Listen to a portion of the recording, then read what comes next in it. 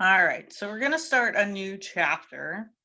And in this new chapter, 7.1, we're going to eventually do antiderivatives. So antiderivatives are the opposite of derivatives. And we're going to do everything backwards from derivatives. And we'll learn the rules in 7.3. But before we do that, we're going to have to learn how to do it on Excel. So we did that when we did chapter 3, we did derivatives on Excel, and then we learned the rules in chapter 4. We're going to do the same thing here in chapter 7. Okay, so I'm going to do one problem where we're going to look at it by hand to show you that we could easily solve it without calculus, and we could solve it with calculus, all the same. So example 1, we're going to find the distance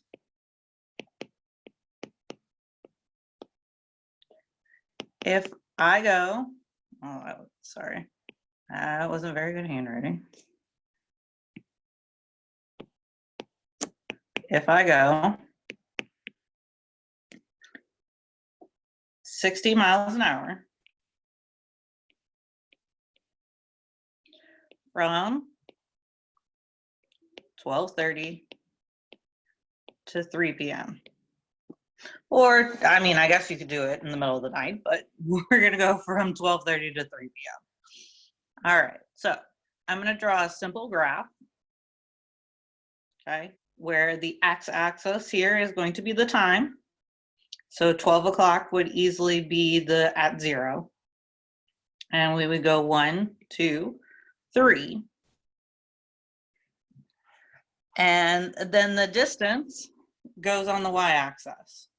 So 20, 40, and 60. Okay, so we're going a constant 60 miles an hour the whole time.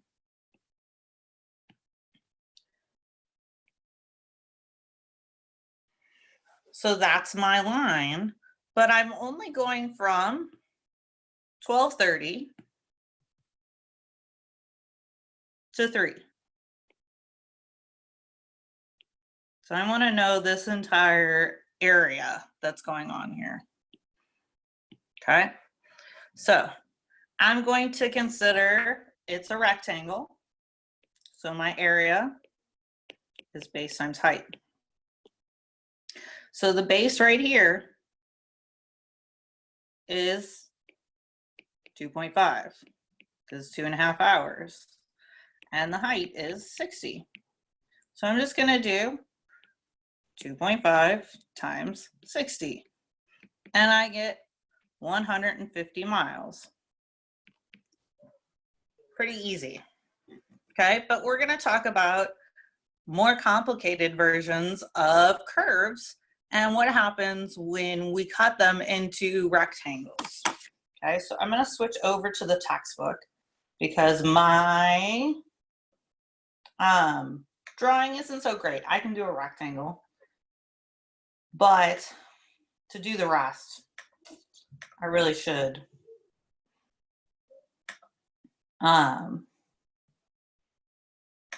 show you the rest.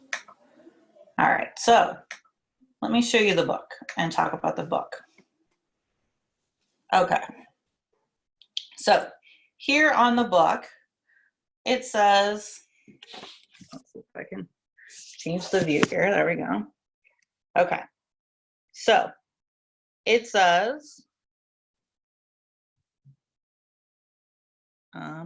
hopefully it's showing. It just shows we're okay. Anyway, it says that we're looking at the curve x times 4 minus x, or 4x minus x squared. Okay, so it's just a simple upside down parabola. And we want to find the area under the curve. It's not linear, so it's a little bit harder to do. Okay, so there's no nice formula for geometry, so we're going to start making approximations. And the first way to do it is to do it with using one rectangle. So if we did one rectangle, we would do 4 by 4, which makes 16. Okay, Now, if we changed it and made it into 4 rectangles, we would get a little bit of a more accurate representation. So we would have to do 3 by 1 plus 4 by 1 plus 4 by 1 plus 3 by 1, which gives us 14. So we can still do that by hand. Okay. This next one cuts it into 8 rectangles, which again is possible to do by hand, but takes a little bit longer, is a little more accurate, 12.5. Notice that you're getting not as much overlap as you did in the one before. Okay, and finally, we're going to show you the one that has 100 rectangles. Notice that they're all very tiny overlaps, much less, and we get 10.83. But it would take way too long to do it by hand. Okay, so before, let me show you the very beginning. When we did 4 rectangles, let me small that one. Notice that we started in the middle and one went right and one went left. So we kind of went to the opposite sides. Okay, we want it to be a little bit more accurate than that. And so what we're going to do is called a right-hand sum. So we're going to go right with it. And this one gives me 0. This one would be 3 by 1, and so on and so forth. This one gives me 10 if I do 4 subintervals. And so when I go to 100 with right-hand sums, I get, before it was 10.83, and now I get 10.67. Okay, so I'm going to now do one with a Riemann sum. I'm going to do the same formula. Okay, I'm going to do this x times 4 minus x in an XL. So we're going to go to XL. Okay, so here's what happens when we do XL. The textbook, when we do the 3 different sections that involve Riemann sums, which I haven't decided if I'm going to do the last one or not online. I may change my mind, but at least these first 2 sections, they are different in the textbook. So you'll see that the instructions for 7.1 on the Excel workbook are different than the instructions on 7.2. But I like to keep them all the same. So I've created my own way of doing these workbooks so that they all look identical. So I would want us to do them all the same. And it makes much more sense for all of the students. So we're going to start with, let me put the formula in here. F of x equals x 4 minus x. Okay. So the first thing we're going to do is we're going to put A, the left end, B, the right end. We're going to put number of intervals, and we're going to put delta x. Okay. And what I do here is put in these things, put in the titles so that it helps me understand what I'm putting in these rows and in the columns. So if yours are different, that's okay in terms of the labels, but they're there to guide us. Okay. So let me go back to the textbook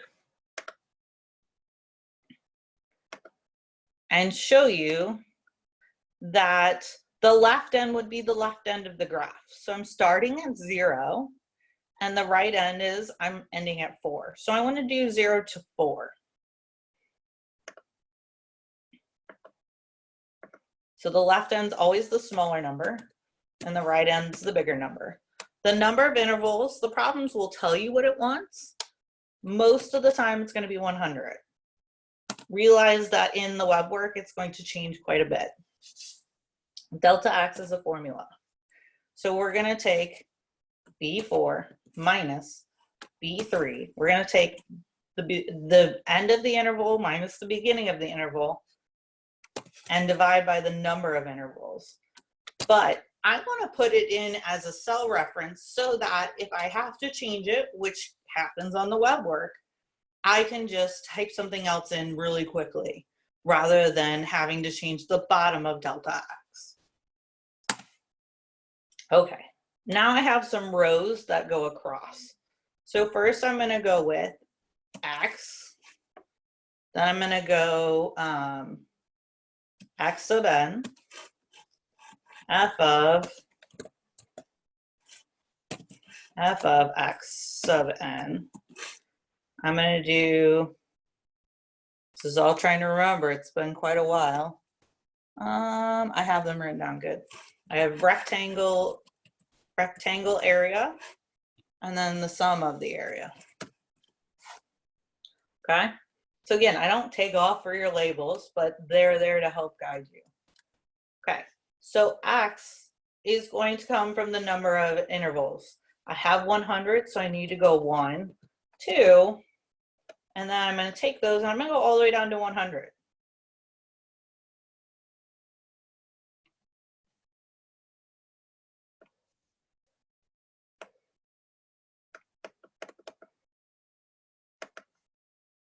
All right, x sub n, that's going to take my function. So I'm going to equals, still don't see my function, sorry about that, equals x comes from A9. This should be nothing new. Hold on, I don't want the function. Oh yeah, okay. So I have to take the left end, and it has to be an absolute, plus I'm going to take A9 times the delta x, which again is an absolute. So we're taking the beginning of the left end, we're multiplying it times that tiny little piece, which is the bottom of that rectangle, times the interval that we're on. We're on interval 1. And this is where that double click in the bottom right hand corner, when it's a plus, comes in handy. Then we don't have to drag it down to number 100. Now I'm going to use the function. Okay, now be careful. I always say when we're doing this, and you'll hear me do this every time we do a Excel workbook on these, always refer to the column before. So we're going to take B9 times 4 minus B9. So I need to use the column before. And I'm going to quick fill that one down. All right, the rectangular area, I'm going to take the cell from before, C9, times, again, the bottom of the rectangle is delta x. So again, I'm going to use an absolute, times B6. And quick fill down. The sum of the area, we're going to use the sum command, hence why I use the sum word here. Okay, and again, we're going back to what we already did. We're going to put D9, and D9 isn't going to have, or this D9 needs a mixed reference. If you put a absolute reference here, it causes an issue. So we want a mixed reference. This is holding the row steady, but it's not holding the column steady. Okay, so we're going to put the row steady. And then we want D9 again. So we're starting in D9, ending in D9, and I'll show you what happens in the next row. So I'm going to quick fill down. And then notice in the next row, it says, hey, I'm keeping D9 steady. It's not going to change, but I'm now going to add it to all the way to D10. And so it's going to take it all the way down. Okay. The last thing I want to add on is there's this nice command called the area command. Well, it's not the area command, it's the offset command, but I like to put it up for the total area. Okay, and so it says offset, and it says I want the reference. So what is the title? What is the title of the row that I'm on? So I'm in E8. I want to know how many rows I want to go down. Well, that's easy enough. I can just put B5 in there. It tells me exactly how many rows I want to go down because I have that many intervals. And then it asks, how many columns do I want to move over? Do I need to move left or right on the columns? No, I want to stay exactly in that column. And I'm going to put 0 in. Okay, and this number should match. I'm going to highlight this one for you. This number is going to match the number at the very bottom of some area, which is your answer. So instead of having to page down, look how far I have to page down. Instead of having to page all the way down here,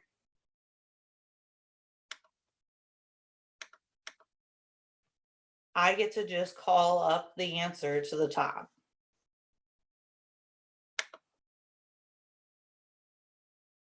Checking this real quick. C108. On there. B108. Oh, because it's 4 minus 4. That makes sense. I was like, wait a second. All right. So that's how we do it. We're going to do a little bit more complicated one in the next one, and then we'll be done. Okay. So again, we're doing Riemann sums. That's what they're called. Let me make this bigger so we can see. So we're going to do f of x equals 0.235 e to the negative 0.06x. And we're going to go from 0 to 15.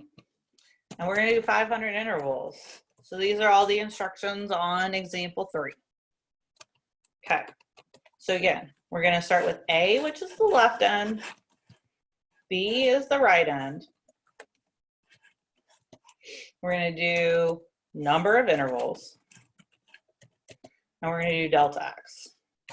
Okay. It is your job to remember the titles to help you out. So again, 0, you want to put the smaller number first, then 15. We're doing 500 intervals. Very rarely will we do 500.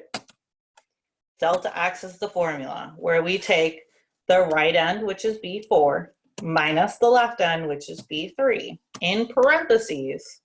So it does the subtraction first, divided by B5. When I do these Excel workbooks and I check them, I check all of your formulas. Your formulas all have to be correct. That's where you get your points. So I check that you put B5 there instead of 500. If you put 500 there, then I'm going to mark you off. You need to make sure your formulas are absolutely correct. Okay. So again, we're going to do n, x sub n, f of x sub n, area of a rectangle, and some area. Okay.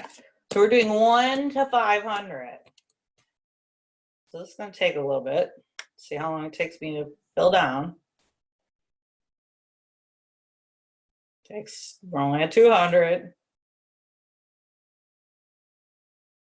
400. Getting closer. Oh, went a little too far. And I finally got to 500. All right. All the way back up. Okay. X sub n. Again, we're going to take the left end. That's the very beginning. We're going to take B1. Not B1, sorry. We're in B3. Plus, we're going to take the cell before A9 that we were just working on times, again, delta x. It's going to tell us to move over this much. Okay, so B6. And quick fill down. Nobody wants to do that 500 cells down. Equals. All right, let's work on this formula. It's been a while since we typed in some complicated formulas.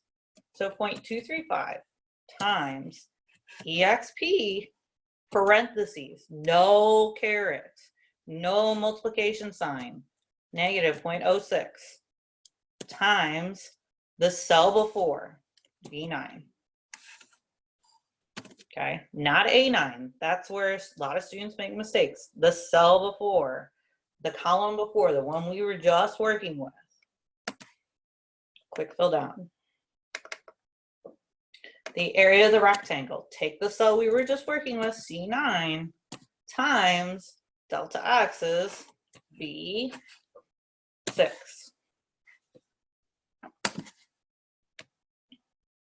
Quick fill down. All right, the sum of the area. We're going to take sum. We're going to take $9. We're going to hold that steady.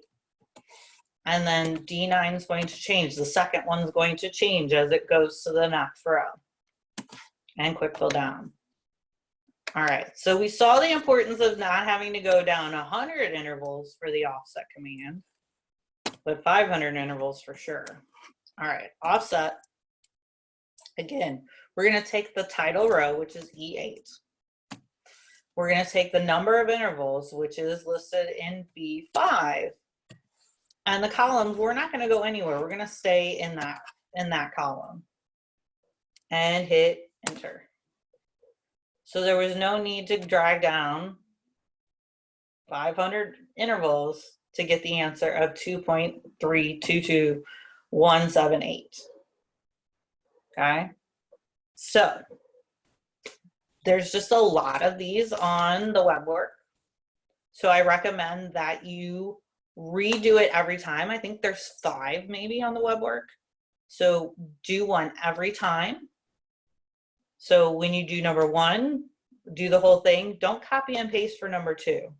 You really want to redo it so that you have to remember all of the formulas.